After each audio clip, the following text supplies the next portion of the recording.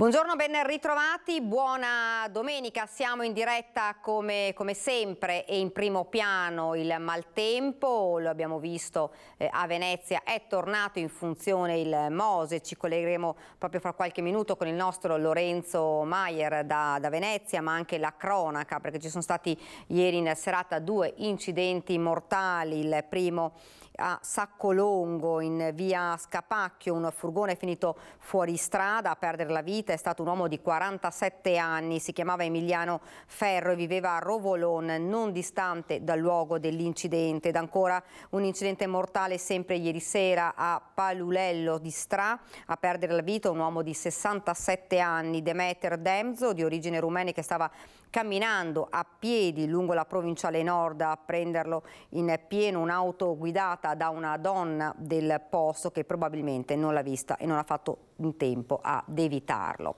Io non so se abbiamo già in collegamento diretto il nostro Lorenzo Maier da Venezia. Sì, buongiorno Daniela, a te e ai nostri telespettatori, buona domenica. Buongiorno Lorenzo, dunque la situazione, Venezia è rimasta per fortuna all'asciutto? Sì, qui a Venezia è andato tutto bene, tutto tranquillo, perché come era previsto intorno alle 6 di questa mattina le barriere mobili del Mose erano già in funzione, in azione, per cui la città è stata ovviamente risparmiata dall'alta marea, che si è fermata fuori dalle bocche di Porto del Lido a una quota di 120 centimetri, ricordiamo, sul medio mare, per cui senza il Mose una parte importante della città, tra cui Piazza San Marco, sarebbe finita sott'acqua. Tutto è andato bene, intorno alle 10 poi è già cominciata la discesa delle barriere del Mose, perché il picco di marea era già alle spalle, per cui intorno alle 11 i canali cittadini sono ritornati aperti e nuovamente navigabili per tutte le operazioni anche fuori dalle bocche di porto. Il vento, che ha soffiato forte, ha così consentito alla marea di salire circa 5-10 centimetri in più a quelle che erano state le previsioni, che ricordiamo erano di 110-115. In realtà la marea è arrivata, come detto prima, fino a 120. Questa sera ci sarà un nuovo aggiornamento, perché per domani mattina alle ore 8:30 il centro marea del Comune di Venezia ha confermato una previsione di 100 centimetri, per cui bisognerà vedere se il Mose entrerà in funzione oppure no. Nel caso in cui non entrasse in funzione per la Basilica di San Marco, saranno certamente collocate le barriere mobili che non è stato necessario posizionare questa mattina, perché appunto il Mose era in funzione. Quindi è andato tutto bene, il Mose ha superato un altro importante banco di prova. Se hai domande dallo studio sono qui, altrimenti ti restituisco la linea. Grazie davvero Lorenzo. Ovviamente se ci saranno dei cambiamenti puoi contattarci quando vuoi. Grazie davvero Lorenzo, grazie e buon lavoro. A voi, a voi. Continuiamo anzi a parlare di maltempo, perché insomma imperversa l'abbiamo visto già da ieri, oggi poi in maniera un po' più importante, un po' in tutto il Veneto, e lo facciamo con Alessandro Manera, che ci ha raggiunto qua in studio. Buongiorno. Buongiorno e grazie dell'invito. Beh, partiamo proprio da questo, visto che stiamo parlando di maltempo, come la situazione insomma abbastanza tranquilla anche nel Trevigiano. Abbiamo visto qualche canale che si è un po' alzato, però tutto sommato è tutto sotto controllo. Sì, per ora sì, diciamo che non abbiamo visto grandi problematiche. Noi abbiamo fatto anche un piano di pulizia importante alle foglie. È chiaro che è anche un periodo strano, perché abbiamo visto il crollo della temperatura non è stato così repentino. Questo vuol dire che le foglie sono cadute pian piano, e noi, pur pulendole molto spesso, cioè grazie al servizio di Contalina Priula, dobbiamo monitorare il fatto che le foglie non possono intasare i cavidotti e quindi le caditoie, e quindi bloccare tutto. Per ora non abbiamo avuto grandi problemi, speriamo veramente di non averne. E invece parliamo di, insomma, uno dei settori che invece riguarda proprio te, che è la questione dei comuni ricicloni, perché abbiamo titolato ieri Marca piglia tutto nella classifica di Lega Ambiente, insomma, che è importante. Però prima, non so se la regia riesce a mandarci in onda il servizio proprio sui rifiuti, il Veneto fa meglio dei Länder tedeschi, e a dirlo è proprio a Conegliano il presidente nazionale di Lega Ambiente, sullo sfondo il nuovo piano regionale che guarda al 2030. Lo vediamo così poi lo commentiamo insieme. Sì. È un'esperienza avanzata a livello europeo, perché quello che è successo in Veneto negli ultimi anni ha permesso a questo territorio di fare meglio di alcuni Länder tedeschi. Il raffronto non è azzardato e a farlo è il presidente di Legambiente Nazionale nel giorno in cui a Conegliano si certifica la sostenibilità del sistema di raccolta veneto, frutto di una collaborazione tra pubblico e privato, sullo sfondo quel piano regionale rifiuti che si sviluppa principalmente su 2 direttrici con una tempistica chiara. L'obiettivo è arrivare al 2030 abbandonando totalmente il ricorso alla discarica, che è un fatto epocale e che sarà raggiunto proprio qui in Veneto, e mantenendo il rifiuto secco rimanente in smaltimento esclusivamente attraverso i 3 termovalorizzatori che esistono già, senza alcun incremento di capacità di smaltimento. Per eccellere ancora però serve una precisa strategia. C'è da fare un lavoro sulla qualità delle raccolte per evitare le impurità che poi creano problemi agli impianti di riciclo. C'è da fare un lavoro sulla nuova impiantistica, bisogna realizzare gli impianti che producono biometano, bisogna realizzare gli impianti che recuperano tutte le terre rare che sono nella tecnologia che noi utilizziamo e che dismettiamo. Così eviteremo di importarle dalla Cina. Nuovi obiettivi quindi che dovranno vedere in prima fila i sindaci che per il momento ricevono e mostrano il loro meritato attestato. Un grazie ai cittadini che sono sempre esemplari nell'essere puntuali in una raccolta corretta che ci premia anche quest'anno. Alessandro Manera, che effetto fa, insomma, un traguardo importante questo? E poi parliamo anche ovviamente di Treviso. Beh, è un bellissimo traguardo, ma è un traguardo soprattutto tecnico e dei nostri cittadini, perché se tutto questo avviene, perché i cittadini, noi possiamo stimolarli quanto vogliamo, ma se il nostro tessuto territoriale, se i nostri compaesani, i nostri cittadini hanno così tanto amor proprio l'ambiente e quindi la raccolta differenziata, è grazie a questo che noi possiamo avere questi risultati, perché si vede il territorio è diffuso, non è Treviso, Altivole, Paese, Ponzano, cioè è tutto il territorio, e questo veramente è grazie a tutti gli amministratori, ma soprattutto grazie ai cittadini. Io volevo fare anche i complimenti all'assessore regionale perché ha fatto delle scelte importanti, dandosi un obiettivo al 2030, che a volte noi diciamo se avessimo fatto, ecco qui abbiamo fatto. Il Veneto ha una strategia sulla sostenibilità ambientale legata ai rifiuti più avanti della Germania, possiamo dircelo chiaramente, perché abbiamo un fronte davanti di 8 anni. Guardate che sulle politiche dei rifiuti pochi paesi hanno, diciamo, una visione così lunga durata, magari l'avesse il resto dell'Italia. Io vorrei sottolineare anche una cosa importante di quello che ha detto il Presidente di Legambiente. Adesso, quando noi aumenteremo ancora, bisogna dirlo questo, e ci dobbiamo lavorare tutti assieme, quando aumenteremo ancora la qualità della differenziata, quello delle terre rare è una cosa molto importante, noi potremo incominciare a rivendere questi materiali e quindi abbassare il costo dello smaltimento. Perché adesso siamo arrivati a un livello che è quasi un livello di soglia, cioè certo. Treviso praticamente è rifiuti free, la parte del secco generata è talmente poca che non ci sarà più un conferimento di discarica. Questo vuol dire che sei un comune rifiuti free. A questo punto noi però dobbiamo fare economia di scala e iniziare a abbassare i costi, questo sì. Un altro dato importante che ho sentito dire e su cui noi stiamo lavorando tanto è quello di produrre dall'umido, dal vegetale, il biometano, il biogas e poi il biometano, che servono per alimentare i mezzi di spostamento, in questo caso i Contarina, ma anche della MOM, quindi della mobilità di marca. Ecco, questo è veramente un ciclo integrato che secondo me è quasi unico in Europa a questo livello, e quindi noi dobbiamo anche averne i risultati economici da questo punto di vista. Ecco, io ho 2 domande su questo, però prima vorrei dare 2 notizie. Intanto che questa sera alle 17 ci sarà il presidente Luca Zaia alla libreria Lovat di Villorba per la presentazione del suo nuovo libro I pessimisti non fanno fortuna, e lo presenterà il nostro direttore di Media Nord-Est Luigi Bacialli. E un'altra notizia che è una rettifica rispetto al titolo andato in onda venerdì relativo al servizio della presentazione a Sedico del libro in cui Regione Veneto e Veneto Strade ripercorre il lavoro svolto durante e dopo la tempesta Vaia del 2018, un vero e proprio diario degli sforzi compiuti, 141 in provincia fra strade e siti valanghivi. Per errore il nostro titolo, in onda ha citato ANAS anziché Veneto Strade, ce ne scusiamo ovviamente con i diretti interessati. Continuiamo a parlare invece di questo, perché la domanda è: siamo noi, dicevi, insomma, dobbiamo questo anche ai cittadini, ma la domanda è un po' per effetto anche delle multe, dei controlli mirati, perché insomma c'è stato uno sforzo anche da questo punto di vista, anche da parte della polizia locale nel controllare i siti dove insomma purtroppo c'era qualcuno che in realtà invece andava a buttare rifiuti. Allora, detto che percentualmente, una percentuale, io li ho definiti gli ecomona, perché siamo sempre in Veneto, quindi è giusto definirla così, ci sono. E quello puoi solo sanzionarli quando vengono presi, perché tanti cittadini che mi mandano email o mi mandano WhatsApp o su Facebook mi dicono ecco mettiamo una telecamera, sì, però non è che possiamo mettere 5.000 telecamere in tutto il territorio, cioè sappiamo noi quali sono i siti.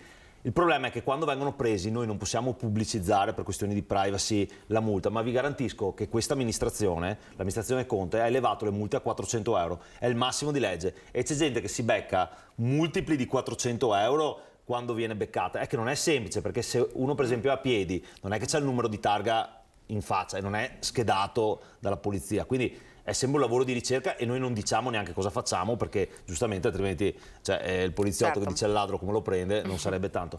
Però ci stiamo lavorando tanto. Un'altra cosa su cui abbiamo lavorato questi 2 o 3 anni è sulla velocità con cui portiamo via gli abbandoni, perché è chiaro che quando c'è un abbandono, se tu non sei veloce a portarlo via, genera un effetto di abbandono costante. L'ultima cosa che ti dico è stiamo cambiando tutti i cestini, perché un'altra cosa succedeva era l'abbandono indotto, cioè arrivava uno, metteva il sacchetto che riempiva il cestino, altri trovavano il cestino pieno, non è una giustificazione, ma diciamo iniziavano a mettere sopra e quindi la roba cade e fa quello che abbiamo visto. I nuovi cestini hanno una caratteristica tale che non possono essere, se più uno proprio non ci vuole provare chiudendo tutto con un sacchetto, ma là c'è il dolo, non possono essere ostruiti perché hanno il tetto spiovente cosiddetto, e quindi sono tutte delle azioni che un passo alla volta ci portano in quella direzione. Non è un'azione unica, è la repressione, secondo me peraltro è l'educazione delle persone, che quando vedono qualcuno glielo dicono o ce lo segnalano chi è, perché tante volte succede anche questo.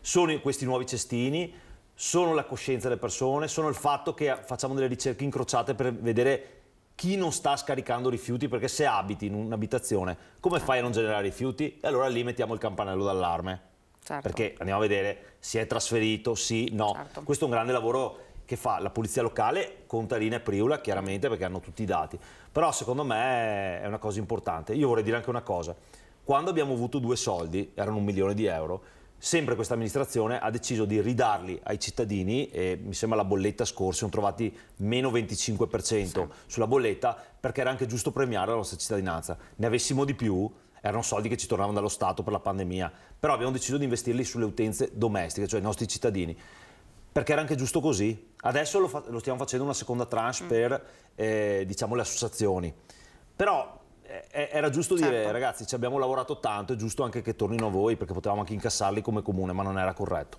Ecco, un altro aspetto che prima sottolineava è il discorso dei costi, cioè bisogna arrivare ad abbassare i costi. Questa è una cosa che ovviamente interessa un po' tutti i cittadini. Allora, ho visto prima che hai detto che c'era il governatore questa sera alla Lovata, lui ha fatto un bel esempio, si chiamano i cigni neri, no? Cioè a te succedono degli eventi che sono degli eventi, non si può dire in televisione cosa sono, ma che ti succedono a un certo punto e sono degli eventi unici. La pandemia da questo punto di vista e l'esplosione del costo delle materie prime sono 2 cigni neri causato anche dalla guerra, non solo anche dalla guerra. Sono 2 cigni neri che noi abbiamo sul groppone, perché sono sicuro non li avessimo avuti con un normale standard del costo delle materie prime, noi saremmo riusciti già lavorando in un certo modo ad abbassare magari l'1-2% l'anno il costo della raccolta differenziata. Purtroppo anche i mezzi, finché noi non li facciamo andare, come ho detto prima, a ciclo continuo col biogas generato dai rifiuti, anche loro comprano il gas. Ma se il gas è esploso come costo per la movimentazione, è chiaro che non possono abbassare le bollette, perché altrimenti andrebbero in perdita. E quindi noi stiamo aspettando che questi 2 cigni neri volino via, ce lo auguriamo, anche se il cigno non vola poi così distante, e a quel punto lavoreremo in quel modo per iniziare ad andare verso una decrescita. E un'altra domanda, insomma, si è arrivati ad un traguardo importante. Quali sono i prossimi passi, le prossime iniziative, i prossimi traguardi? Allora, quello dei cestini adesso è in corso d'opera. I cestini a richiamo abbiamo iniziato a metterli, cioè tutti quei cestini tripli, chi è di Treviso li vede all'inizio delle alzaie del Sile, in cui quando hanno un determinato riempimento chiamano direttamente la base dicendo guarda che sono pieno, vieni a svuotarmi. Anche quello è importante, perché faccio un esempio, davanti al Duomo abbiamo buttate di, giustamente le persone mangiano il gelato, e adesso io faccio degli esempi banali, ma è così, mangiano il gelato, poi si trovano in giro e la coppetta, cioè, non sanno dove metterla, quindi si riempiono sti cestini. Allora con dei cestini a chiamata ridurremo quello che è l'impatto poi della pulizia del cadere a terra. Quello dove stiamo lavorando, e non è così semplice, allora noi iniziamo ad avere un effetto a Treviso, è esploso il turismo, lo vedono tutti, perché abbiamo lavorato tanto su Ryanair, sull'aeroporto, e quindi di conseguenza per fortuna abbiamo l'esplosione dei turisti. Cosa succede? È difficile spiegare a un turista che viene su un bed and breakfast, che sta magari 2 giorni, come si fa la differenziata a Treviso. Tempo che glielo spieghi è già ripartito. Allora là dobbiamo trovare, ci stiamo lavorando, dei sistemi per differenziare, magari fare 2 o 3 differenziazioni, non così massicce come lo facciamo noi, per alzare quel volume, perché succederà l'effetto come a Venezia: più aumentano i turisti è più difficile fare la differenziata, perché uno che sta 3 giorni, come gli spieghi il giallo e la carta? Cioè, è molto difficile. Ecco, ci stiamo lavorando. È chiaro che siamo arrivati quasi, oltre l'88%, è quasi un limite fisico.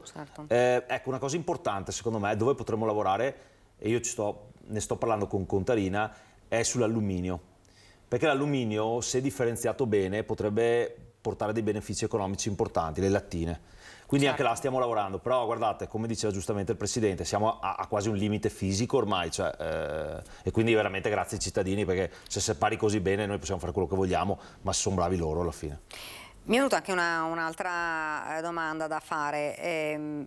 Ce n'è poco, per fortuna, in giro ancora, però ci sono ancora coperture in Eternit. Sì. Com'è la situazione a Treviso? Allora, la situazione a Treviso per fortuna è bassa, per un motivo semplice: abbiamo poche aree industriali vere, noi non abbiamo un'area industriale così grande. Ce ne sono, c'è un lavoro da fare perché bisogna stare attenti, la normativa è un po' capziosa, cioè a te basta che uno trovi un pezzettino di Eternit di 1 centimetro e ti rende un rifiuto come se fosse tutto Eternit.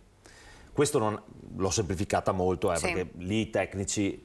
Però questo non ha molto senso, perché cosa succede? Tu rischi che non venga fatto l'intervento perché il costo è immenso. È alto. Non solo della copertura, ma magari dei terreni attorno, e magari sono caduti dei pezzettini di Eternit.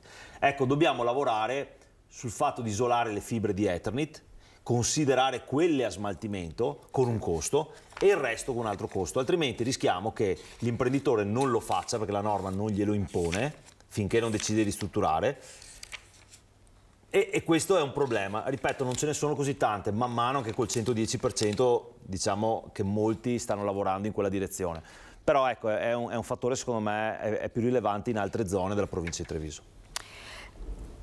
Però insomma, qualora un cittadino dovesse, perché poi purtroppo ci sono cittadini che, visto insomma, i costi di tutto, non smaltiscono l'Eternit perché magari hanno coperture. Ci sono delle agevolazioni in questo senso per aiutare? Esistono delle agevolazioni dello Stato, ne esistono, adesso non mi ricordo esattamente perché poi cambiano, scadono, ricadono, poi c'è il milleproroghe, quindi ce ne sono, ne esistono, però quello che suggerisco io è: affidatevi a un professionista, non fate da soli, perché, per 2 motivi, perché ho visto qualcuno che magari si voleva improvvisare a togliere le coperture di Eternit.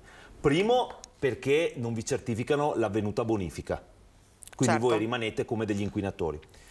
Secondo, perché vi fate male fisicamente, dovete avere tutti degli apparati di protezione che vi evitino il problema dell'Eternit, che ha un grande problema specialmente quando rimosso, tagliato, è lì che le fibre vanno in aria. Però ripeto, affidatevi a un professionista che vi dice dove andare a prendere magari qualche finanziamento, come smaltire, come comportarsi, l'azienda preposta, cioè non facciamo da soli queste cose, perché in passato si è fatto e poi purtroppo qualcuno ha avuto problemi di salute molto gravi. Parliamo invece adesso dei rincari. Fra poco magari vi facciamo vedere un servizio che riguarda proprio la preoccupazione tra i consumatori, perché insomma si sta avvicinando il Natale, purtroppo i rincari, Alessandro, li abbiamo visti, li vediamo. Non so se riusciamo a mandare in onda il servizio. Viene già chiamata la stangata delle feste, con i rincari poi del gas, di cui ormai insomma, abbiamo parlato spesso, per il riscaldamento e l'aumento di benzina e gasolio, per la riduzione del taglio delle accise decise dal governo. I sindacati però si dividono sulla mobilitazione. La CGIL ha già proclamato lo sciopero generale, la CISL attende il confronto previsto per il 7 dicembre. sarà un Natale, non sarà un Natale come quello a cui siamo abituati. Sì, parliamo di prima della pandemia, perché durante la pandemia ovviamente... Gli ultimi due, insomma, non sono sono stati... Quindi diciamo forse la memoria c'è un po'... Allora, c'è da dire una cosa, io eviterei per ora di... cioè anche fare, e io rispetto sicuramente la CGIL per le sue scelte, fare una mobilitazione contro chi? Perché a questo punto, cioè, il rincaro delle materie prime noi lo abbiamo perché in questi anni, negli ultimi 30 anni, abbiamo deciso di smantellare delle filiere produttive che ci consentivano l'approvvigionamento di certe materie prime, che non sono le materie prime di base, il petrolio, sono prese tutti i semilavorati. Io sono un chimico, quindi vi dico, noi abbiamo smantellato la chimica pensando, la chimica, andiamo via. Però poi le aziende multinazionali che devono produrre tutte quelle cose che poi ci servono tutti i giorni, anche l'acciaio stesso, e noi abbiamo deciso smantelliamo queste filiere, quindi siamo diventati supini ad altri paesi, perché la Francia ha una grande chimica, la Germania ha una grande chimica, l'Inghilterra ha una grande chimica, la Spagna anche non ha grandissima una certa chimica, l'acciaio idem. E quindi noi dobbiamo pensare, quello che dicevamo prima dei rifiuti, una visione a medio termine e lungo, perché 5 anni, se pensiamo a quello che facevamo 5 anni fa, se eravamo qua a discutere, sì, dobbiamo fare, dobbiamo ripensarci. E poi contro chi andiamo se siamo in questa condizione? Dovremmo guardare forse noi stessi a delle politiche fatte in maniera erronea. Vorrei dire anche che, allora, adesso il costo della benzina è caro, ma non siamo oltre i 2 euro dove eravamo arrivati. Ecco. Il gas è molto preoccupante. Sì. Perché adesso il riscaldamento, allora... Certo, era quello che ci si aspettava, nel senso si diceva appena arriva il freddo ovviamente le persone devono accendere, i cittadini devono accendere i riscaldamenti e il problema sarà la stangata riscaldamento. Questo però onestamente bisognerebbe anche andare che il governo, qualunque esso sia, avesse un faro su quello che è il rapporto tra il costo vero del gas, detto che tu non puoi fare, cioè un'azienda che importa gas, se non è una controllata pubblica, cioè fa il suo business. Però quello che è il costo del gas all'acquisto è quello che poi è il ricarico. Dopo non ci ritroviamo che quando scende, allora dicono abbiamo già fatto i contratti e ci mettiamo di nuovo in sto giochetto che è una speculazione alla fine. Però guardate, io sono più preoccupato per l'aumento delle materie prime diverse dal gas. Perché là mettono le nostre aziende completamente fuori mercato. Questo vuol dire che noi, soprattutto il Veneto, io sono andato alla fusione di Veneto Est, se vediamo i nostri valori di export, mi sembra una cosa 90 miliardi di export, adesso dico un valore altissimo di export, cioè lì dobbiamo stare attenti, perché se l'energia costa troppo, se le materie prime costano troppo, se il lavoro costa anche troppo, cioè come possono le nostre aziende essere competitive? E le aziende vuol dire lavoro. Ecco, quindi concentriamoci anche su quello, perché sembra una cosa molto da tecnici, però in realtà non è così. Cercheremo a Natale di comprarci più maglioni a minor valore e distribuiremo di più il denaro che dobbiamo spendere. Perché... Allora, vediamo il servizio adesso rispetto ai rincari, così dopo lo commentiamo insieme. Caro energia, con il gas che cresce per il mercato tutelato di oltre il 13% a novembre rispetto ad ottobre, cui si aggiunge il taglio degli sconti sui carburanti deciso dal governo, con benzina e gasolio che crescono di 12 centesimi al litro. I riscaldamenti con l'arrivo del freddo vanno a pieno regime e per tante famiglie si profila una nuova stangata alla vigilia delle feste. I sindacati sono preoccupati, ma la posizione rispetto al governo è diversa. Contro la manovra finanziaria ha già avviato la mobilitazione la CGIL. Noi riteniamo che in maniera del tutto, come dire, in linea con quanto abbiamo sempre fatto nei confronti dei vari governi quando non eravamo d'accordo sulle loro scelte rispetto alla legge di bilancio, noi abbiamo proclamato un pacchetto di 4 ore di sciopero già per il 14 prossimo venturo. Dopodiché lo sciopero lo possiamo anche revocare nel momento in cui ci rispondono in maniera positiva alle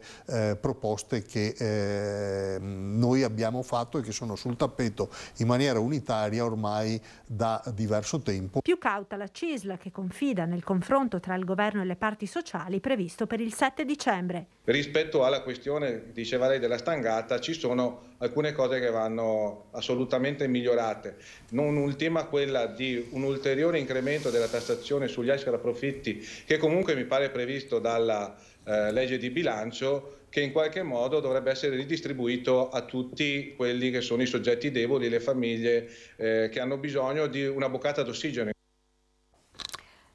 Che Natale sarà secondo te? Bah, io voglio anche pensare che sia un bel Natale adesso. Guardate, io ci spero sempre che dopo 2 anni così, è vero, i costi, i rincari, tutto quanto, però almeno cerchiamo di stare fuori, di goderci un po' la città, di goderci un po' anche il nostro territorio, perché, ripeto, sono stati 2, abbiamo bisogno anche di qualcosa per l'anima, quindi noi faremo una bella accensione dell'albero il 7.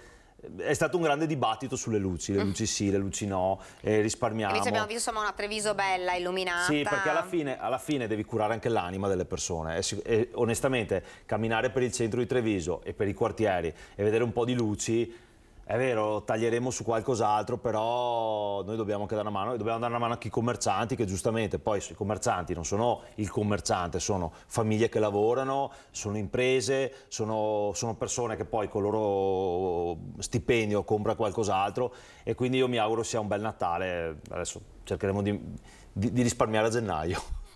E dicevi, accensione il 7, cosa... No, non si può svelare. Un minimo, qualche chicca. No, la Lavinia, l'assessore Colonna Preti mi uccide, no, devo stare zitto. Ma un minimo, insomma, dai, per proprio attirare i cittadini. Sarà bello. Vi garantisco, sarà veramente bello. Quando avverrà l'accensione? A che ora? Alle 5 mi sembra sia, non ho guardato l'orario, però guardate sul sito del comune, ma alle 5 sì. Ecco, fra l'altro abbiamo visto anche che nonostante insomma il periodo, che è un periodo comunque inverno, ci sono ancora turisti in giro, sì, ce ne sono ancora tanti? Sì, questo è un effetto. Guardate, l'aeroporto alla fine arriverà, perché alla fine i turisti, quelli di lunga percorrenza, arrivano soprattutto in aereo, e questa è la cosa bella, perché vuol dire che il lavoro fatto sia con Ryanair, in cui abbiamo investito molto, ma sia anche un passaparola, e questo, dire la verità, l'assessore Colonna Preti ha lavorato molto, perché poi tutto quell'effetto di turismo indotto, tu non è, cioè lo vedi con i numeri, ma come fai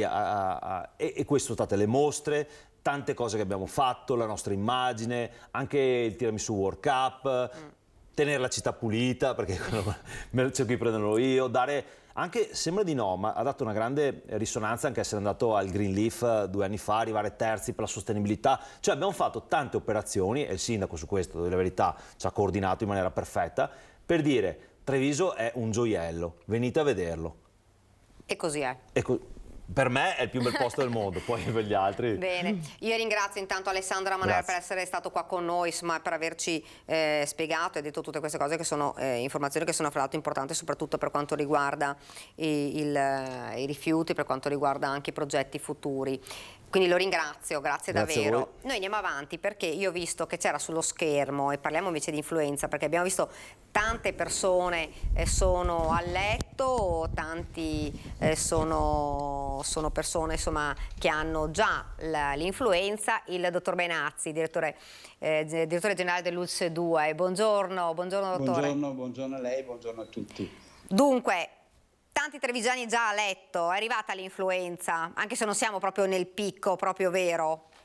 Sì, abbiamo anticipato di una quindicina di giorni rispetto agli altri anni, ma era anche comprensibile e possibile, perché teniamo conto che siamo stati 2 anni con le mascherine, questo virus quindi non ha circolato, ed è direi quasi normale che questo virus sia più aggressivo e abbia anticipato sostanzialmente quindi il suo effetto. Sì, noi abbiamo tante persone a casa con influenza, anche perché le persone vengono a farsi anche i tamponi per verificare che non sia ovviamente Covid-19, e abbiamo, purtroppo devo dirlo, anche perché sono state un po' ritardate, non perché sono arrivate in ritardo, ma perché la gente riteneva che fare la vaccinazione a novembre, i primi novembre, fosse troppo presto. Abbiamo tante persone adulte, quindi diversi anziani e con altre patologie, circa una 50-60, che sono ricoverate all'ospedale, nei nostri ospedali, solo per influenza. Quindi febbre oltre i 38,5-39, disidratazione nelle persone adulte, tosse stizzosa, laringite e anche un po' qualche problema a livello respiratorio. Quindi l'influenza è arrivata prima, e il consiglio chiaramente è quello di vaccinarsi velocemente, perché il picco sarà i primi di gennaio.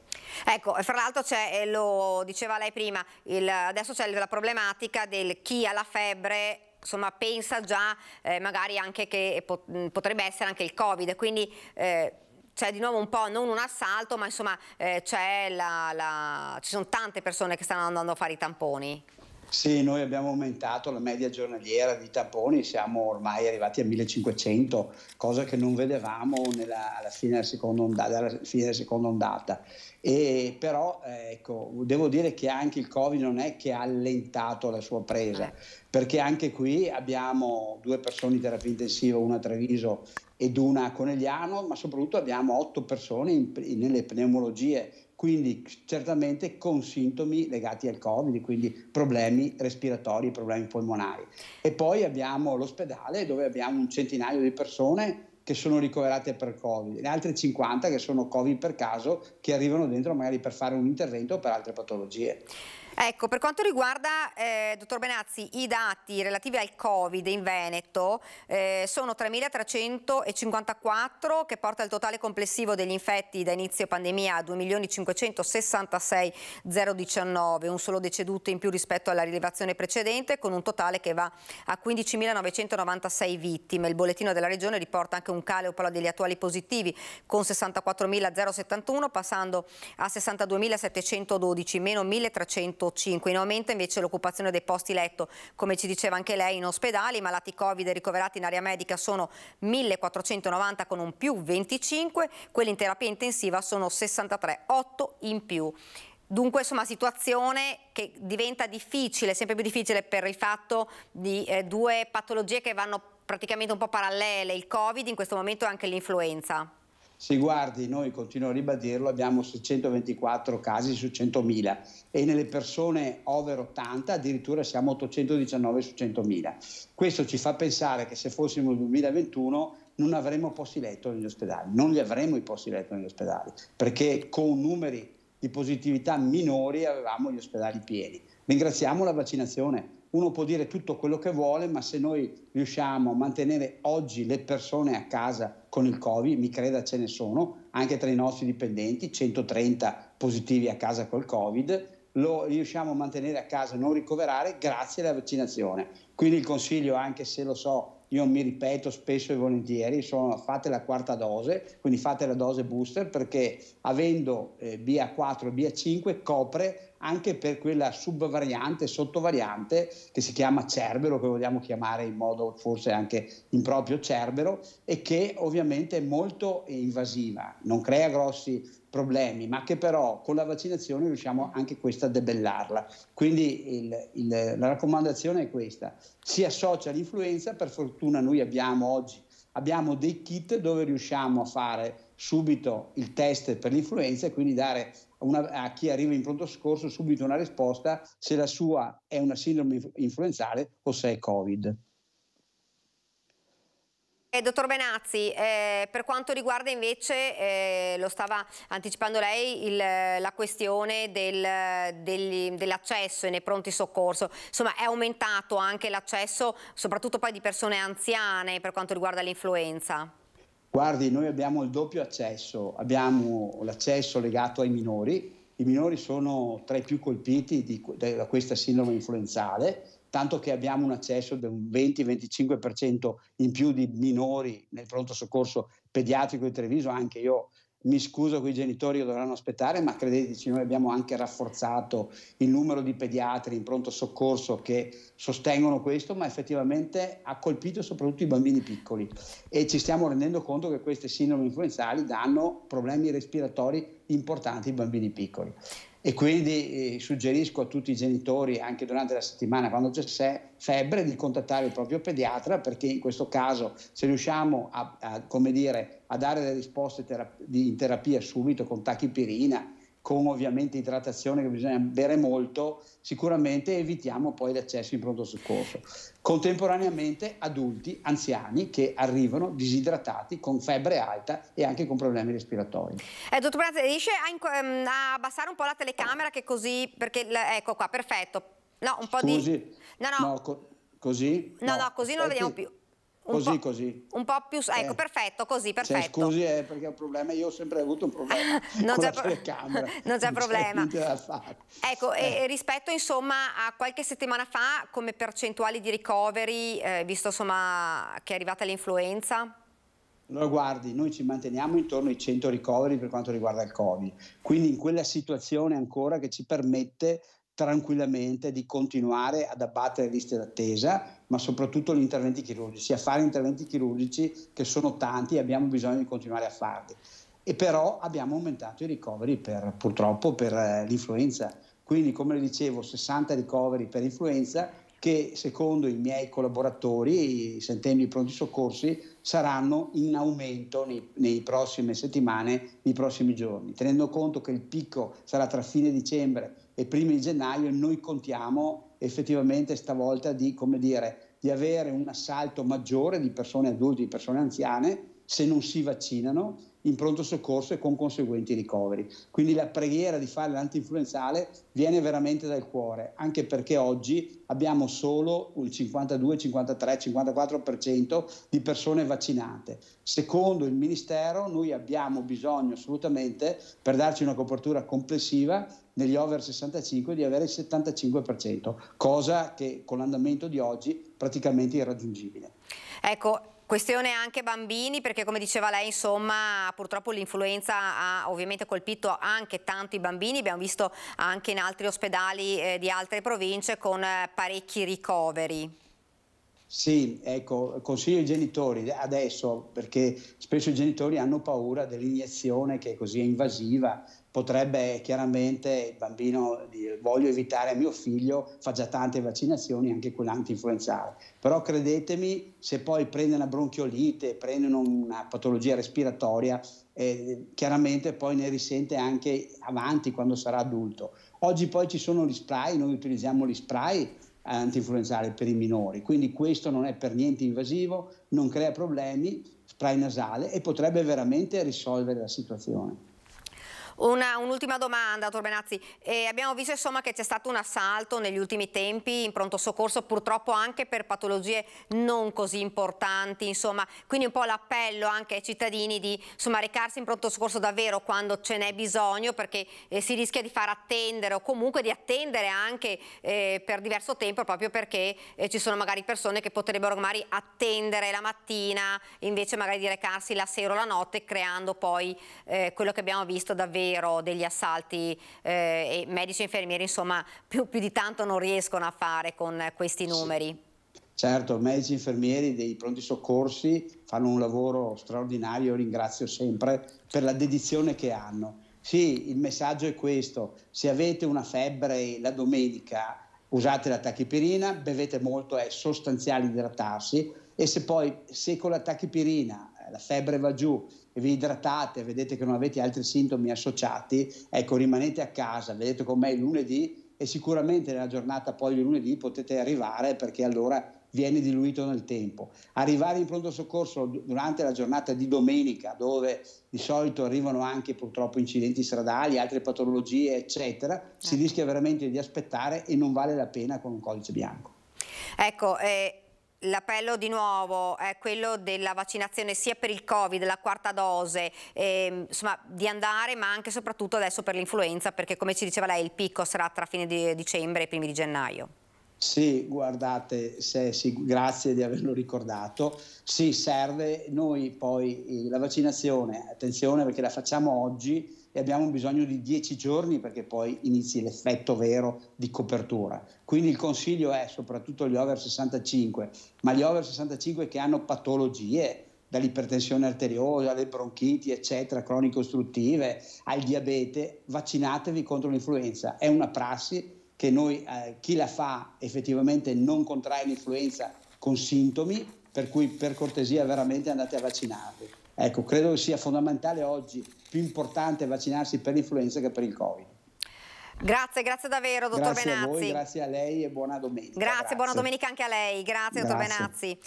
Io vi ricordo questa sera alle 17 il presidente del Veneto Luca Zaia sarà alla libreria Lovat di Villorba per il suo nuovo libro I pessimisti non fanno fortuna, lo presenterà il direttore di Media Nord-Est Luigi Baccialli. Adesso ci fermiamo, qualche istante di pubblicità, poi torneremo in studio perché tanto c'è ancora da dire, parleremo anche di cronaca ancora perché c'è stata un pomeriggio ieri davvero di violenza nel Vicentino e poi insomma parleremo però anche anche di bullismo, ne abbiamo parlato negli ultimi periodi, con sempre più giovani le vittime, ma sempre più giovani anche gli aggressori. Ne parleremo con uno psicologo.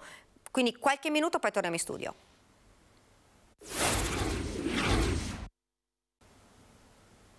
Siamo tornati nuovamente in studio. Una notizia di cronaca che arriva dal Vicentino, un grave episodio di violenza nel pomeriggio di ieri ad Albettoni. I carabinieri delle stazioni di Campiglia dei Berici e Sossano hanno arrestato in flagranza di reato per violenza, minaccia e resistenza a pubblico ufficiale un 38enne albanese residente in provincia, aggravato già da precedenti. L'uomo nelle ore precedenti all'interno del bar centrale in piazza Umberto I, dopo aver molestato continuamente la barista, minacciato di dare fuoco al locale per poi allontanarsi, è stato intercettato dai carabinieri e poi arrestato.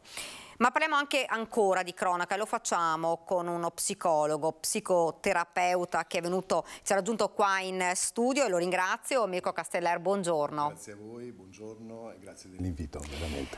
Parliamo di bullismo. Non solo di bullismo, ma anche fatti che fanno pensare. E io parlo di bullismo perché ne abbiamo parlato nei giorni scorsi noi nella nostra emittente, tirando fuori, facendo emergere insomma la situazione di un ragazzino che nel Trevigiano, perché ovviamente non possiamo dirvi la località, è stato bullizzato tanto da dover rimanere a casa da scuola per paura di questi bulletti piccoli ma anche cattivi, perché insomma lo aggredivano sia a livello fisico sia a livello psicologico, con frasi davvero che fanno pensare, che fanno male.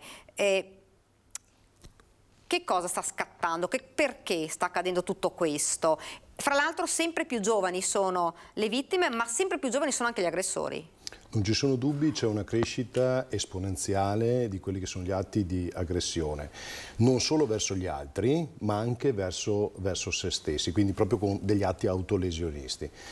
Gli elementi che fanno partire, che fanno emergere questo, non si trovano in questa realtà, si trovano nell'altra realtà, quindi nei social. Perché? Perché i giovani oggi non vogliono la fisicità e quando arrivano in questa realtà, in termini fisici, ritengono che la cosa sia superficiale, non ci sia grossa responsabilità. Ci sono esempi frequentissimi di atti fisici di violenza e di aggressione e immaginano che dopo questa aggressione recuperano quell'energia, quella normalità che vedono nei social. Quindi, cioè, è una realtà distorta? Assolutamente, c'è un'alterazione totale tra ciò che percepiscono nei social e ciò che percepiscono nella realtà. Ad aggravare questo fenomeno è stato il periodo, uso un termine pesante, di reclusione che hanno vissuto in questi 2 anni. Certamente su presupposti di tutela e salute pubblica, ma per la loro personalità e per la loro mente ha cambiato l'ordine delle cose. Ha sviluppato più istinti primari, ad esempio l'aggressione, che è uno degli istinti primari, rettili dell'essere umano, la pulsione sempre attraverso aggressività agli atti sessuali, fisici. Mi vengono spesso in studio da me racconti di ragazzi che non trovano più una complessità positiva nella relazione umana e emotiva, ma nell'atto di violenza anche sul piano sessuale. Quindi immaginiamo che cosa succederà in futuro a questi ragazzi. Lei prima citava i social. Sono i social che sono, tra virgolette, possiamo dire, responsabili di una situazione, oppure il più è stato, perché tutti dicono la pandemia, come diceva lei, il fatto che sono stati obbligati a rimanere chiusi, segregati a casa per un periodo insomma piuttosto lungo. Tutto questo ha scatenato quello che sta accadendo ora? Allora, tutto questo è un grande mix di ingredienti che si sta sviluppando con forme veramente, come dicevamo prima, di aggressione. Immaginiamo noi 20 anni fa. Se noi fossimo stati reclusi in casa 20 anni fa, tutti questi strumenti non li avevamo. Probabilmente avremmo sviluppato comunque aggressioni, però non avremmo avuto l'alterazione della realtà. In sostanza, oggi i ragazzi danno più importanza a rapportarsi con l'altro nella rete che non alla fisicità. La famiglia non è più importante per loro. Gli amici in presenza fisica non sono l'elemento importante. Si sono persi i valori? Si sono persi i fondamentali valori. In realtà non si sono persi, si sono spostati. I valori che loro ritengono importanti sono quelli che ci sono nella rete, non nella fisicità umana, non nel contatto con la persona. Perciò anche aggredire, e spesso farlo in gruppo, è una forma di deresponsabilizzazione, perché nel gruppo non c'è responsabilità. Il gruppo è molto simile ai social, perché nei social non c'è una responsabilità diretta. Nella presenza fisica, se io parlo con lei, lei comprende immediatamente l'assunzione mia di responsabilità. In quel mondo no. C'è un altro grande allarme che si sta sviluppando. C'è una forma recente che ho visto di pubblicità. Il metaverso è un'altra vita. E in quella vita lì, la vita umana è una variabile competitiva del mercato. Perché la morale... Ecco, magari lo spieghiamo, perché sì, magari per i telespettatori... La cosa è abbastanza semplice. Nella rete non si vendono scarpe, non si vendono maglioni, non si vendono penne. Nella rete il dato vende l'uomo.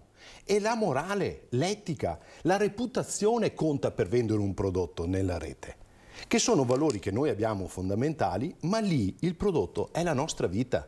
Questi ragazzi non si rendono conto che in realtà li stanno raccogliendo in un grande contenitore, li stanno skillando, individuando le caratteristiche e vendono le loro relazioni nel mercato, e lo fanno dai 14, 15, 16, 17, 18 anni, cioè nella fase in cui si stanno sviluppando la maggior parte della propria identità e personalità, cioè preadolescenziale e adolescenziale. Cosa deve fare normalmente un adolescente in quel periodo della vita? Deve litigare con i genitori, normalmente, perché si fa così, per allargarsi a un'altra realtà che è il gruppo e formare la propria identità. Bene, spesso sono apatici, rimangono in casa, stanno seduti, si collegano con i social, addirittura sono anche troppo gentili con i genitori, accoglienti, se non in forme aggressive estreme che poi si sviluppano, le vedremo anche formalmente, non litigano, però non ci sono, non sono qui, non sono. Noi osserviamo i nostri ragazzi, ma non sono fisicamente qui presenti, sono nell'altro mondo, nell'altra realtà. Lì è tutto permesso, lì si può fare tutto, lì puoi uccidere una persona... La puoi uccidere e dopo ricarica la propria energia, ritorna in vita. Ma non è così nella realtà, e questo è... Ma si proietta quindi, da quella realtà si proietta poi la realtà, invece loro la proiettano, una realtà che invece... Assolutamente sì, perché l'essere umano le relazioni le costruisce attraverso la propria mente. Se la propria mente è per molto tempo in quella realtà lì, si creano forme che noi definiamo la triade oscura. Non è una questione ideologica, chissà mai, però c'è forte narcisismo, lo si vede, ma soprattutto ci sono i tratti psicotici. E i tratti psicotici, in sostanza, in clinica, è l'alterazione della realtà. Cioè ci raccontano l'esistenza o si raccontano relazioni di esistenza che nella materia dei fatti non esistono. Si creano sovrastrutture mentali, e questo immaginatelo in termini proiettivi nella scuola e in futuro nel lavoro. Perché loro potranno immaginarsi un mondo del lavoro che è immateriale, e nella materialità delle responsabilità ogni giorno la gestione della loro mente avrà ancora maggiori difficoltà per quanto riguarda questi giovani. Quindi la domanda è: che cosa si può fare? Ci sono tante proposte, noi le abbiamo viste, insomma, alcune. Gli psicologi in classe possono fare qualcosa nelle scuole? Allora, la scelta di portare un professionista nelle scuole e quindi in sostanza anticipare il fenomeno è stata una scelta strategica anche adeguata e positiva. La maggior sensibilità però, permettetemi, deve averla le famiglie. Le famiglie. Perché le famiglie? Perché le famiglie possono individuare i primi sintomi. Se voi vedete il vostro figlio sempre con il telefonino, non c'è un momento in cui lui è a tavola, sta mangiando e ascolta il telefonino e guarda il telefonino. Trova le relazioni con gli amici, con i colleghi attraverso la rete, attraverso la PlayStation, e non ha dei momenti umani, uso questo termine, umani, individuali.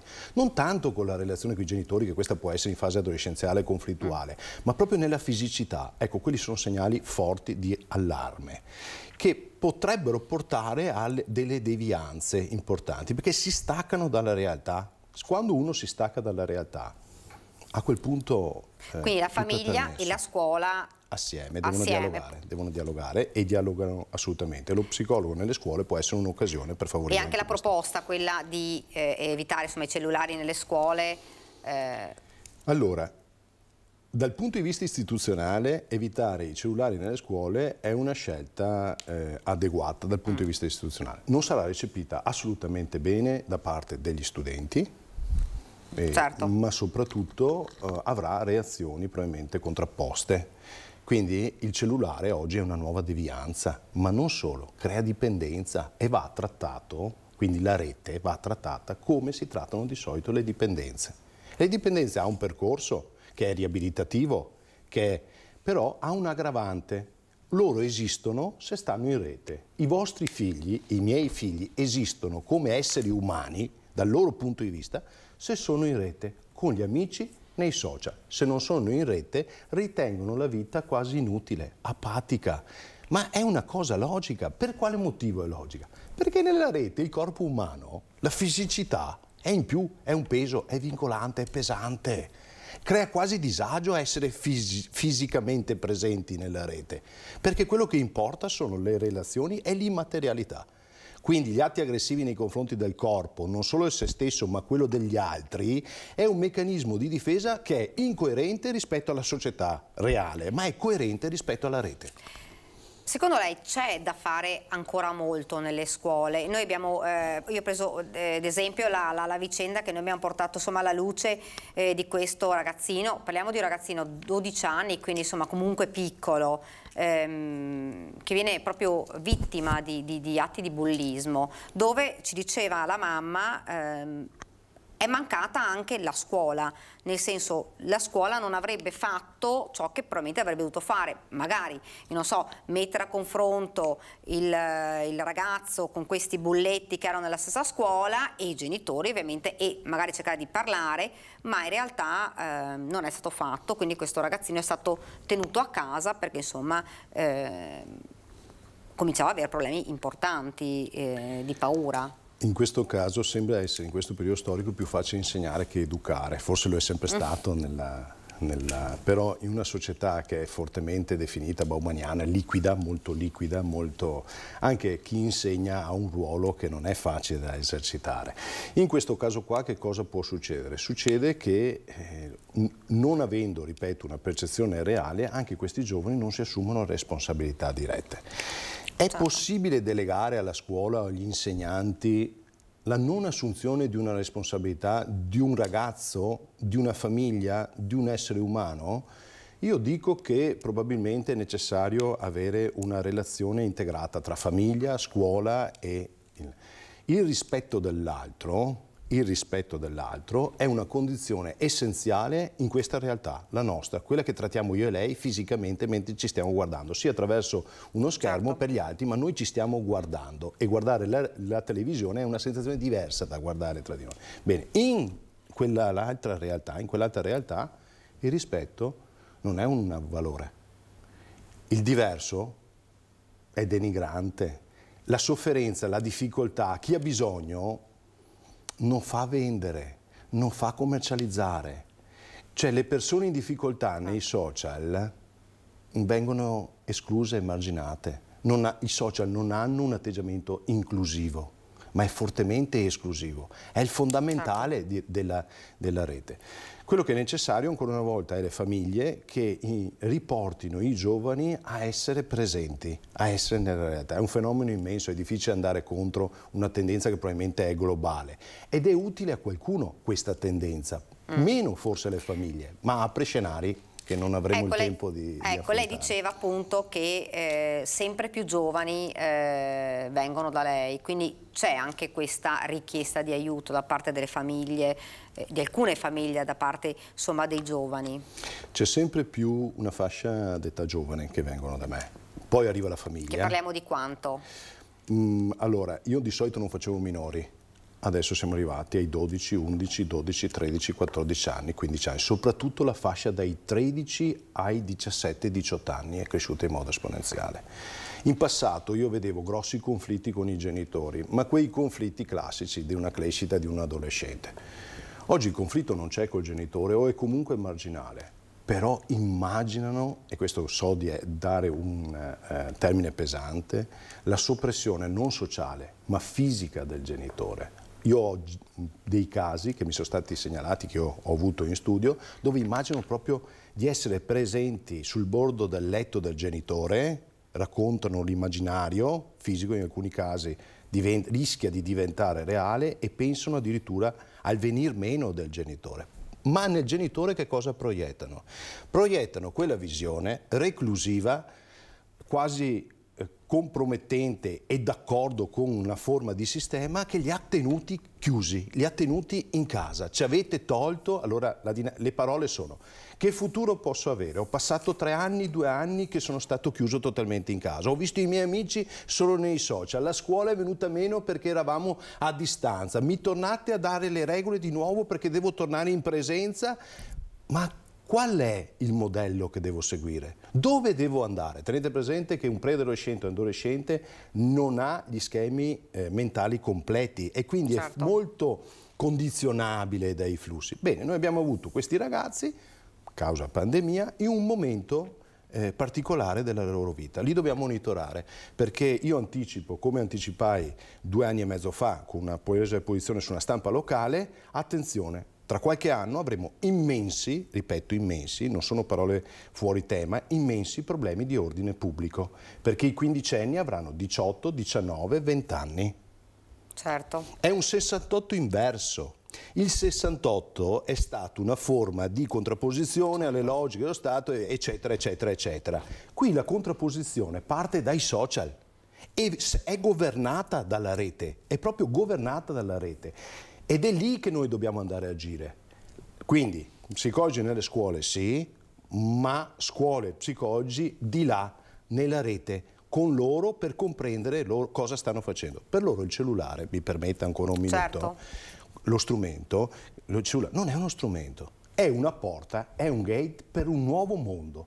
Loro la sanno solcare. Noi possiamo guardarli.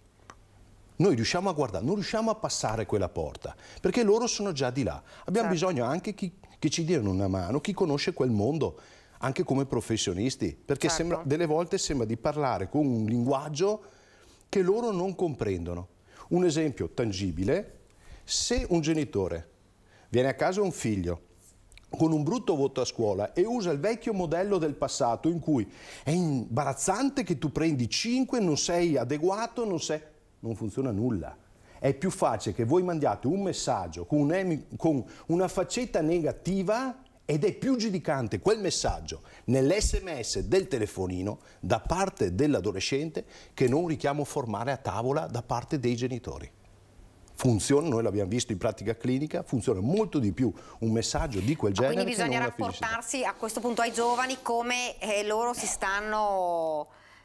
Dobbiamo entrare in quel mondo lì e comprenderli assolutamente, però con un piede nella realtà. Quindi allunghiamo quella mano d'aiuto che loro comunque chiedono, perché queste forme aggressive, per quanto esasperate sono comunque richieste, vanno interpretate da adulti come richieste d'aiuto e vanno riportate alla realtà per tempo.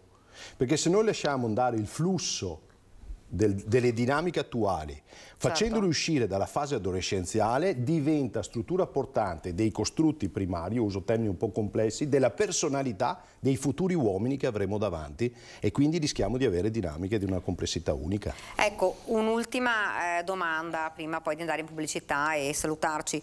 Lei diceva bisogna intervenire ora, bisogna intervenire subito, perché il rischio è che fra qualche anno ci saranno più problemi, ovviamente, perché questi adolescenti dopo saranno uomini, saranno adulti, e questi schemi se li portano dietro. Assolutamente sì, assolutamente sì. Il rischio è che se li portino dietro in futuro. E fra l'altro già si vedono, perché noi vediamo, mi scusi, anche abbiamo visto con le forze dell'ordine tanti arresti, tante denunce, e sono tutti ragazzini. Cioè ragazzini, perché quando parliamo anche di minorenni, 16, 17, 18 anni, chi con le armi, con armi, con coltelli, chi ha rubato, chi ha aggredito in maniera più grave, aggressioni ai danni dei propri genitori, come lei diceva. Quindi insomma è una situazione che sta già precipitando da questo punto di vista. C'è una società parallela che sta crescendo, dove le regole della prima società, quelle a cui noi eravamo abituati a sottostare e a comprendere, non vengono più riconosciute tale. Ci vogliono, come sta avvenendo, degli accordi di alto livello, come che non siano solo di carattere repressivo, necessario, ripeto, necessario per far rispettare le regole all'interno di una società evoluta come la nostra, ma siano anticipatori di quello che sta per succedere. E i luoghi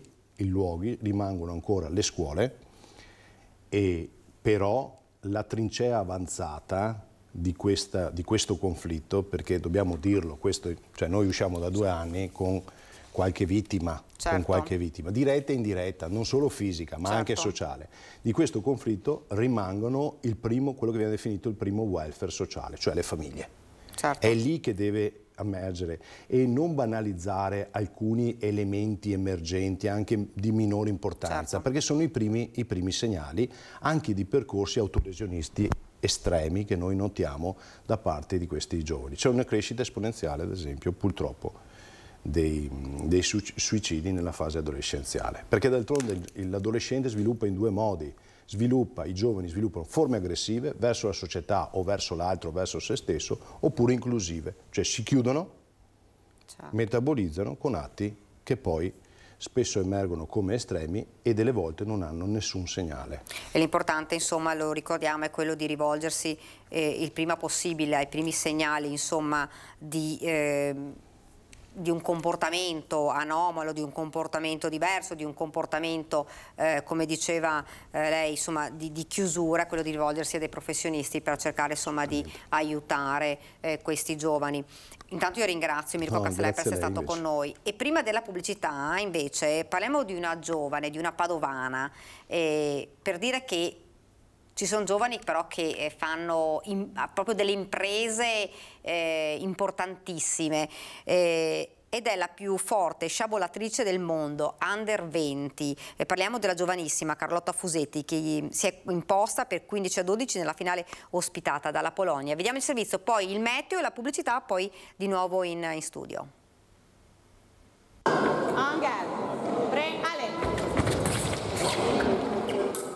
Parte all'assalto nell'ultima stoccata Carlotta Fusetti, 18enne sciabolatrice padovana, 1 punto e la vittoria è sua.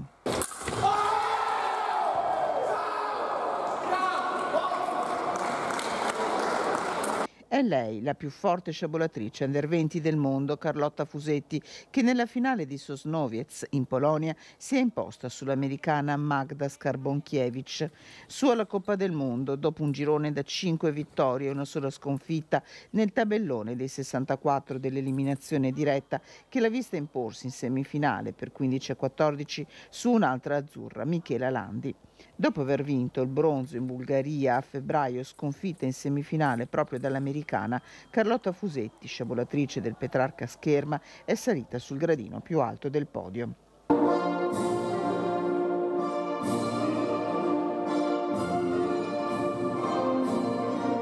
Il tempo di godersi la meritata felicità è però poco. Domani Carlotta Fusetti con Manuela Spica, Mariella Viale e l'altra padovana Lucia Stefanello è pronta a tornare a difendere i colori azzurri nella prova a squadre. Che dire, en garde ragazze!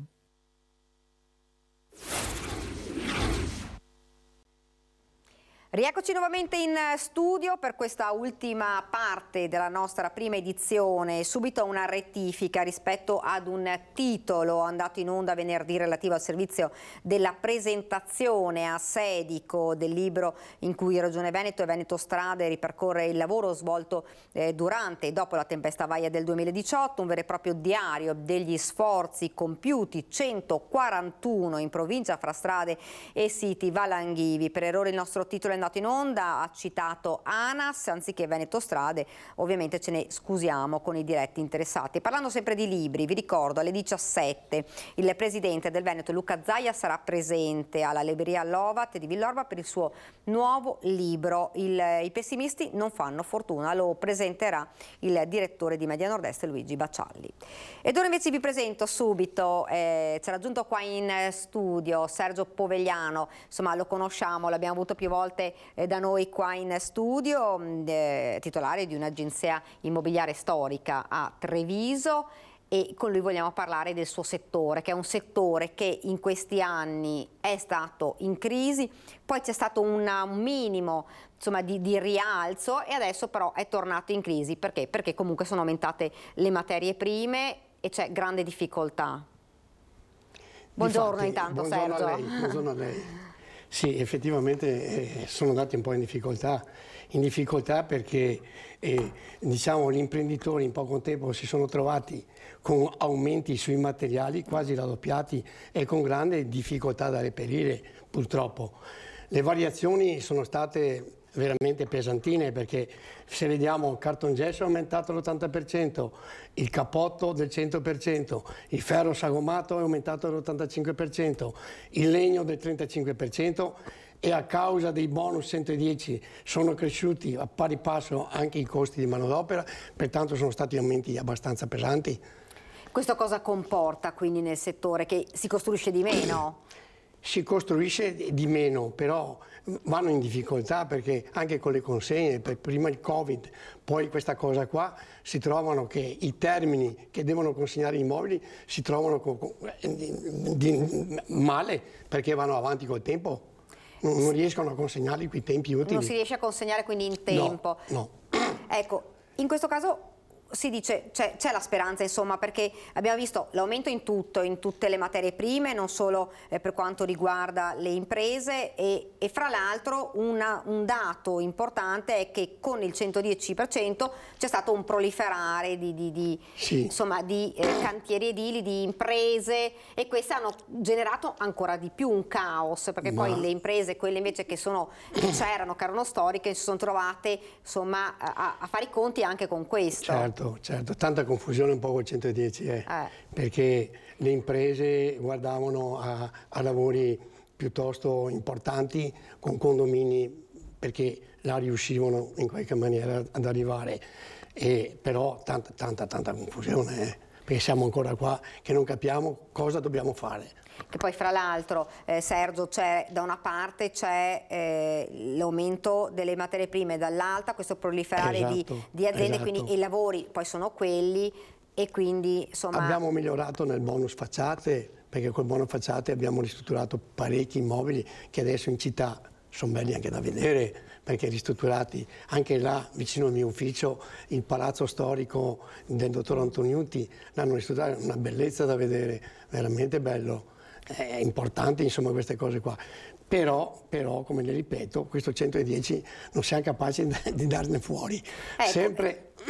E tra questo anche un problema di mutui, perché poi c'è anche questo, perché chi vuole comprare casa o chi vuole costruire e vuole... Esatto, pensi i giovani negli ultimi 2 anni i mutui dall'1,50 fisso, 1,40 sono passati a 4,27 fisso e quello variabile siamo andati a 2,80, pertanto vanno a mutui a 25 anni, si trovano in difficoltà, fanno fatica adesso, perché sta un aumento in un giro di un anno e mezzo, pesantino così è. Quindi la gente non acquista questo e soprattutto le aziende che magari vogliono... Abbiamo meno acquirenti per forza, perché così purtroppo siamo a questi livelli qua.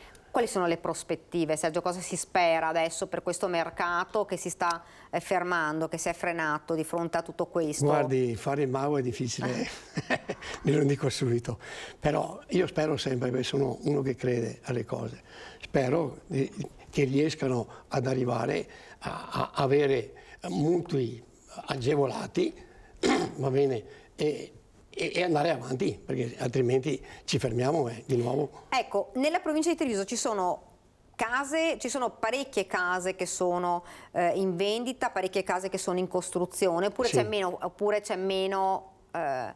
visto che c'è meno offerta? Diciamo che l'immediato fuori mura andiamo abbastanza bene, c'è abbastanza richiesta, invece fuori dopo il Viale della Repubblica, diciamo, là abbiamo meno richiesta, vengono le case, le ville per venire in centro, perché preferiscono il centro. Però un po' paradossale questo, nel senso che i costi però del centro sono più alti di quelli in realtà, no? Lo so, anche il costruttore viene in centro, perché facciamo un discorso che il costo di costruzione è uguale a quello fuori, certo, quando costruisci nuovo, pertanto conviene comprare qua vicino al centro, più facile da affittare, da vendere, è un'altra cosa. È anche più facile poi se in un domani una persona volesse rivendere, è più facile, più nel mercato. Certo, c'è più richiesta. Nell'immediato mura c'è più richiesta. Parliamo anche di affitti, perché Sì. anche lì, insomma, diciamo, c'è qualche problematica. Ma diciamo per gli affitti residenziali, appartamenti 2 o 3 camere, ci sono grosse difficoltà in quanto gli investitori preferiscono affitti turistici. Hai capito? Allora non vanno ad acquistare perché preferiscono questo perché hanno altri margini. Perché secondo lei è cambiato un po' anche in questo caso? Noi abbiamo, insomma, non so se lei, anche lei ha avuto queste problematiche, abbiamo visto comunque anche cittadini che hanno più appartamenti e che preferiscono dare, affittare magari a studenti a tempi determinati oppure a turisti piuttosto che magari a famiglie, perché dopo ci si trova con una problematica molto più importante che è quella magari di famiglie che non si riescono a sfrattare e anche quella degli sfratti, lei lo sa bene, insomma è una... Tanti in difficoltà perché non arrivano a pagare l'affitto. Sa anche questo, è quando sono dentro, invece quelli turistici ogni poco tempo, ogni giorni, certo, liberano l'immobile e hai sempre l'immobile a tua disposizione. Purtroppo gli investitori preferiscono così. E anche in questo caso il mercato sta cambiando e molto. E abbiamo visto, insomma, lei ci dice, lei è di Treviso, quindi tanti negozi che sono chiusi, tanti negozi che sono sfitti. Perché questo? Perché non c'è più... Siamo in un momento che anche il commerciale in centro, abbiamo parecchi negozi chiusi. Quando abbiamo visto un negozio da affittare in centro negli anni scorsi? Mai. Adesso negozi ce ne sono un po' dappertutto, perché sono in difficoltà e il costo del negozio in affitto è abbastanza alto, pertanto la gente fa fatica, perché vede il commercio non va come deve andare, perché poi dipendenti, affitto, luce, perché non parliamo di luce, ma ben gas, si trovano in difficoltà purtroppo. Sì. Non parliamo insomma dei rincari, lo abbiamo detto ormai più volte nei nostri telegiornali, insomma rincari di luce, acqua, gas che sono difficili, per cui questo dà ancora più problemi. Certo, comunque la nostra città è richiesta perché è una bella città. L'ho detto l'altra volta, lo ripeto, è una città che la gente, anche stamattina viaggiavo vicino al Duomo, e un gruppetto Roma, e mi hanno detto, sa, quanto bella è Treviso, ci siamo fermati a parlare e ho detto, sì, ma vi piace? Allora ho detto, sì, Roma è Roma, ma Treviso è Treviso. Ho detto, sa, io sono un po' tifoso della mia città, l'ho detto l'altra volta. Secondo lei, per cercare di smuovere questo settore, che è quello insomma delle case, cosa si può fare? Cosa potrebbe fare il governo? Cominciare comunque a far calmierare i prezzi, sicuramente quelli delle materie prime. Beh, sicuramente. Una politica diversa, altrimenti... Sì, perché a Treviso abbiamo anche oneri alti, oneri di costruzione, non bassi, e gli imprenditori. Ci sono sempre costi. Quando vai a comprare dici quanto costa quell'immobile? Ma per forza costa. E questo, e l'altro, e st'altro, purtroppo dove andiamo a finire? È così. Purtroppo. Ma nella provincia di Treviso, Sergio, lei che insomma ha un po' proprio il sentore ci sono più case in vendita o più gente che cerca case in questo momento? Ma guardi, io gli dico una cosa, che tante volte vengono e cercano la casa e non ce l'ho a disposizione quelle che vogliono. Quindi tutto sommato la gente cerca delle case? Sì, vengono, sì. Sa, le dirò una cosa, in tutti questi anni che sono qua, sono anche conosciuto, vengono a trovarmi, giustamente, e allora sa, ma ce ne sono che cercano, ce ne sono. Però mancano le case, mancano in questo momento. Ma diciamo quel tipo di casa... Si costruisce meno comunque. Che c'è la richiesta, quel tipo di casa che c'è la richiesta, si fa fatica sempre a accontentare i clienti, è quasi impossibile. Ecco, cerchiamo sicuramente. L'identikit del compratore, cos'è che cerca a Treviso? Cioè la casa piccola, la casa grande, quella cos'è che si cerca di più? Ma guardi, come casa singola la gente si è fermata un po'. Cercano l'appartamento nuovo, perché? Perché in classe A4, perché ha tutte le condizioni che a loro stanno bene, perché non vogliono più il giardino, non vogliono tutte queste cose qua. Quindi si cerca più l'appartamento della casa adesso? Sì, soprattutto sul nuovo. E soprattutto è vicino al centro. È più vicino al centro. Come le dicevo, l'immediato fuori mura. Perché le persone insomma cercano anche, magari, siccome la popolazione fra l'altro sta diventando più anziana, si cerca anche di rimanere più in centro per evitare poi di spostarsi. Ecco, io sono uno di quelli e abito appena fuori mura. Attraverso la strada, eppure sono in centro e mi piace tantissimo abitare lì. Fra l'altro, cambiando solo per un attimo discorso, abbiamo visto una Treviso, ne abbiamo parlato poco fa con Alessandro Manera, una Treviso tutta illuminata per Natale. Bellissima, bellissima.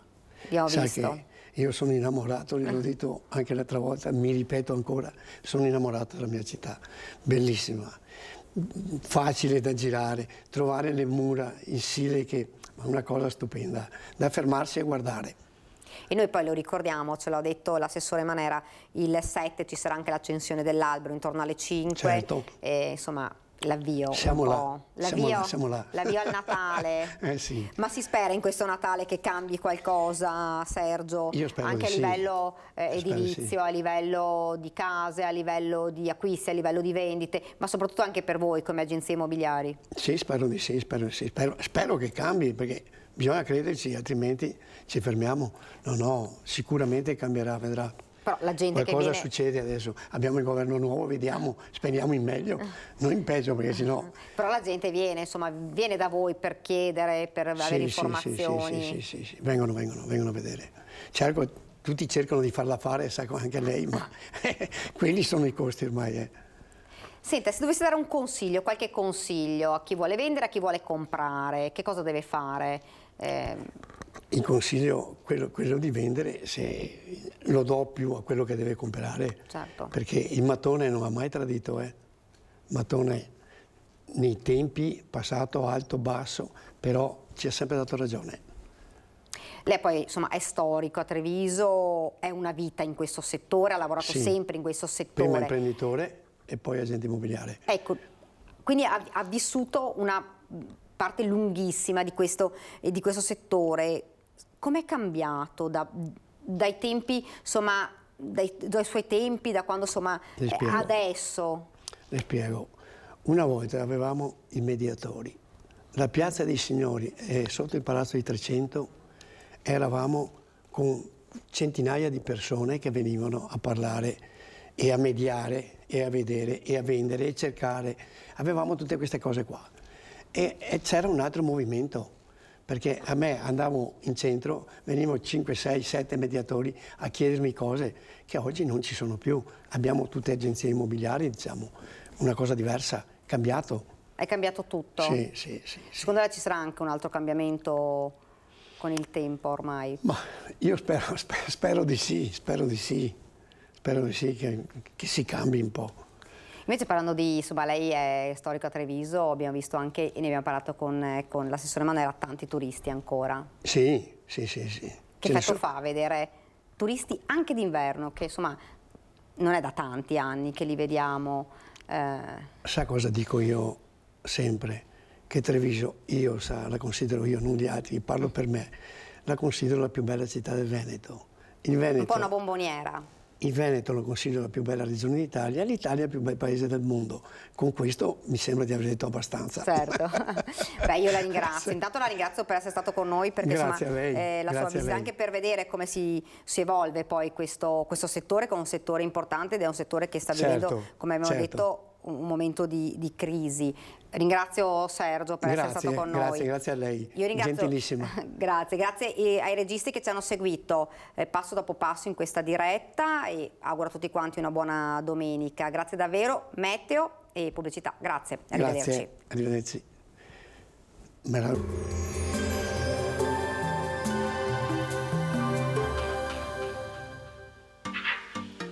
Tremonti, attrezzature e materiale per saldatura professionale a Montebelluna. Benvenuti al meteo. Perturbazione in transito, ci attende una nuova giornata di maltempo. Il dettaglio di domenica 4 dicembre. Sul Veneto prosegue l'instabilità con cielo coperto e piogge piuttosto diffuse nel corso della giornata. Verso sera si prospetta un miglioramento con fenomeni in esaurimento. Nevicherà sull'arco alpino sopra i 1300 metri all'incirca. Temperature stazionarie, minime tra 4 e 7 gradi, massime invece tra i 7 e i 10 gradi all'incirca.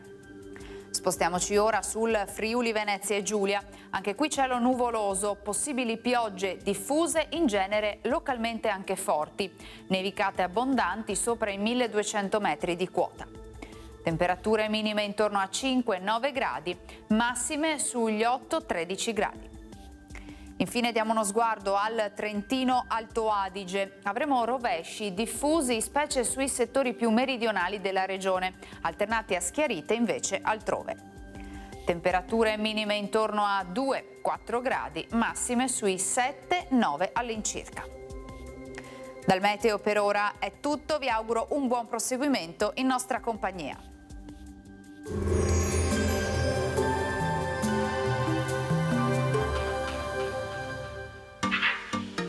Tremonti, attrezzature e materiale per saldatura professionale a Montebelluna.